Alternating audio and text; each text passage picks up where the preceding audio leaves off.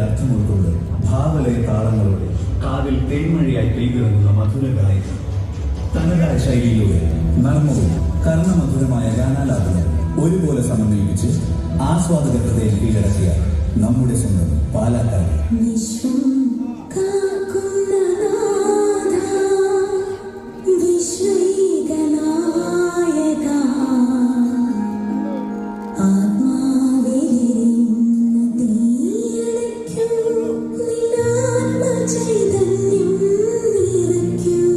പ്രായഭേദമില്ലാതെ കാണികളെ കൊടുകൂടെ ചിരിപ്പിച്ച് മണിക്കൂറുകൾ നിമിഷങ്ങളാക്കി മാറ്റുന്ന മലയാളത്തിന്റെ സ്വന്തം ഗായികയ്ക്ക് saint Thomas CSI church of greater Houston Gloria 2024 വേദിയിലേക്ക് സ്നേഹാദരവോടെ സ്വാഗതം. സുസ്വാഗതം റിമി ടോമി.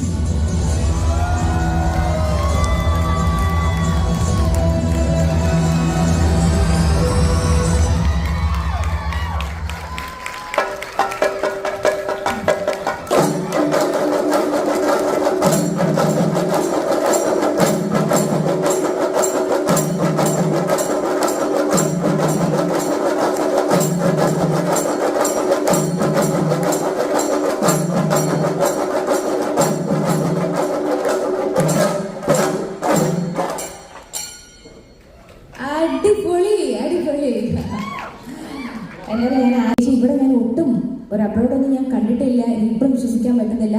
ബാക്കി എല്ലാ ബോയ്സിനും പിന്നെ ഈ 2 ഗേൾസിനും ഒരു സ്പെഷ്യൽ കൈഡി കൊടുത്തരാം കേട്ടോ. അതിങ്ങനെ വേദിയുടെ മക്കളെ അടിപൊളിയായിരുന്നു കേട്ടോ, സൂപ്പർ. ഇഷ്ടപ്പെട്ടില്ല പോലെ അപ്പൊ എന്താ പറയാ, എല്ലാവർക്കും നമസ്കാരം. എന്തായാലും saint Thomas CSI church greater Houston ഒരുക്കുന്ന ഈ പ്രോഗ്രാമിന്റെ ഭാഗമാകാൻ കഴിഞ്ഞാൽ ദൈവത്തിന് ഭയങ്കര നന്ദി അറിയിക്കുകയാണ്. പിന്നെ ഇന്നെ ഈ പ്രോഗ്രാമിലോട്ട് ക്ഷണിച്ച ഇവിടുത്തെ വികാരി അച്ഛനും പിന്നെ സെക്രട്ടറി, ട്രഷറർ, പിന്നെ എന്നെ കൂടുതലായിട്ട് ഞാൻ കോൺടാക്ട് ചെയ്തേക്കുന്നത് ജിജി ആയിട്ടാണ് ഞാൻ 3-4 ദിവസം ഞങ്ങൾക്ക് ഇപ്പം അറിയാലോ ഫ്രീഡി എൻ്റർടൈൻമെൻറ്റ്സിൻ്റെ ഒരു പ്രോഗ്രാം ഉണ്ടായിരുന്നു. ഏപ്രിൽ 4-ാം തീയതി എത്തിയതാണ്. അങ്ങനെ എല്ലാം പാക്ക് ചെയ്ത് പോകാനിരിക്കുന്ന ഒരു സമയത്ത് ഒരു ദൈവവിളി ഉണ്ടായത്. റിമി ഇവിടെ ഒരാഴ്ച കഴിഞ്ഞ ഒരു പരിപാടിയുണ്ട്, അപ്പോൾ ഞാനിങ്ങനെ എങ്ങനെയെങ്കിലും 30-ാം തീയതി ഒന്ന് പറഞ്ഞാൽ മതി. കാരണം നിങ്ങൾ ഇവിടെ താമസിച്ചങ്ങ് ശീലമായി, ഇവിടെ നാട്ടുകാരും വീട്ടുകാരും ബന്ധുക്കാരും ഒക്കെ ആയിട്ട് നിങ്ങൾക്ക് ചിലപ്പോൾ നാട്ടിൽ ചെല്ലുമ്പോഴായിരിക്കും പെട്ടെന്ന് ഇങ്ങോട്ട് വരാൻ. ഞങ്ങൾക്ക് ശരിക്കും ഇവിടുത്തുകാരല്ലാത്തതുകൊണ്ട് പെട്ടെന്ന് കുറച്ച് ദിവസം കഴിയുമ്പോൾ പെട്ടെന്ന് നാട്ടിലോട്ട് പോകാൻ തോന്നും. അപ്പോൾ അങ്ങനെ എന്നാലും ഇങ്ങനൊരു പരിപാടി എന്നെ സംബന്ധിച്ച് ഭയങ്കര ഒരു സന്തോഷമായിട്ട് എനിക്ക് തോന്നി. പ്രത്യേകിച്ച് ഇത്രയും ഒരു മാസത്തെ പ്രോഗ്രാം ഇത് ഡയസേട്ടൊക്കെ ഇവിടെ ഇരിപ്പുണ്ട്. ഫ്രീഡി എൻ്റർടൈൻമെൻറ്റ്സിൻ്റെ വളരെ ഗംഭീരമായിട്ട് പോയതിനു ശേഷം അത് ദൈവത്തിനൊരു നന്ദി പറയാനുള്ളൊരു കാര്യം കൂടിയാക്കി എനിക്ക് തോന്നുന്നു ഈ പ്രോഗ്രാം. പിന്നെ ഇത് സാധാരണ നിങ്ങൾ കാണുന്ന ഒരു റിമി ടോമിനെ ആയിരിക്കില്ല ഈ കുറച്ച് പാട്ടുകളിൽ കാണുന്നത്, അറിയാമല്ലോ. അപ്പോൾ അത് മനസ്സിലാക്കി ഉൾക്കൊണ്ട് അക്സെപ്റ്റ് ചെയ്തിട്ടല്ലേ വന്നിരിക്കുന്നത് അല്ലേ. നമ്മുടെ ഇതൊരു ക്രിസ്ത്യൻ ഷോയാണ്.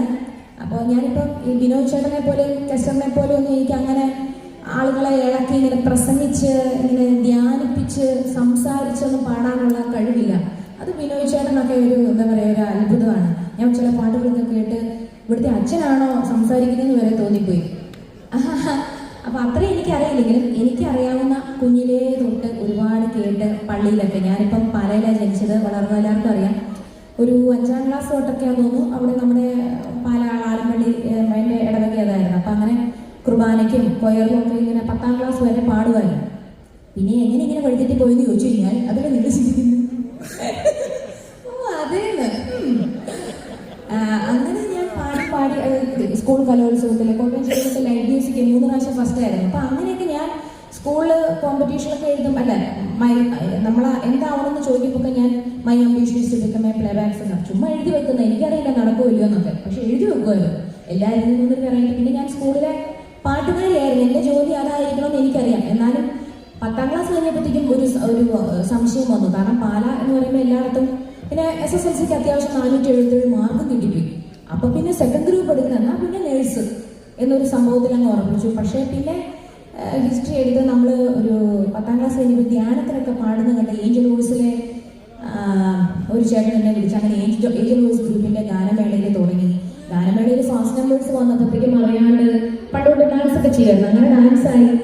അങ്ങനെ നാദർഷിക്കയുടെ അടുത്ത് പോയി ചിങ്ങമാസം കൊണ്ട് പാടിയോടുകൂടി പിന്നെ അടിപൊളി പാട്ടിൻ്റെയും ഒരാളായി. പക്ഷെ എത്രയാണെങ്കിലും എനിക്ക് പാടുന്നതും കേൾക്കുന്നതും ഒക്കെ മെലഡി തന്നെയാണ്. അപ്പം ഈ എൻ്റെ ജീവിതത്തിൽ കിട്ടിയ ഏറ്റവും വലിയ അനുഗ്രഹങ്ങളൊക്കെ നന്ദി പറഞ്ഞ് ഈ ഒരു മണിക്കൂർ നേരം ഞാൻ നിങ്ങൾ ബോറടിക്കുമായിരിക്കും എനിക്കറിയത്തില്ല. എന്തായാലും ഞാനിവിടെ ഉണ്ടാവും ഒരു മണിക്കൂർ നേരം.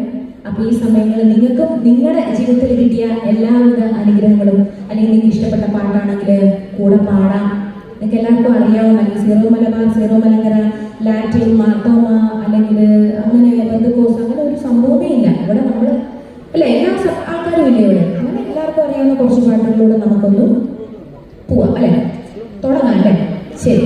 അപ്പൊ ആദ്യം തന്നെ ദൈവസ്നേഹം വർദ്ധിച്ച കടുകപ്പുള്ളിയിൽ അച്ഛനെ കണ്ട ഇപ്പോഴും എനിക്ക് ഓർമ്മ വന്നു. ഞാൻ 8-ലോ 9-ലോ പാടുമ്പോൾ ഫസ്റ്റ് കോയർ പാടി കഴിഞ്ഞപ്പോഴത്തേക്കും നിനക്ക് ഇരിക്കട്ടെ എന്നാ 100 രൂപ എന്ന് പറഞ്ഞ് എൻ്റെ കയ്യിൽ തന്നത്. അപ്പൊ ഞാൻ അനിയനുണ്ടായിരുന്നു ആദ്യമായിട്ട് കിട്ടിയത് 100 രൂപ. എടാ അച്ഛൻ എനിക്ക് തന്നു എന്ന് പറഞ്ഞൊക്കെ എനിക്ക് ഇപ്പോഴും ഓർമ്മയുണ്ട്. അപ്പൊ അച്ഛനെ ഞാൻ ഷിക്കാഗോയിൽ കണ്ട് അങ്ങ് കഴിയുകയുള്ളൂ. ശരി, അപ്പൊ തുടങ്ങാം.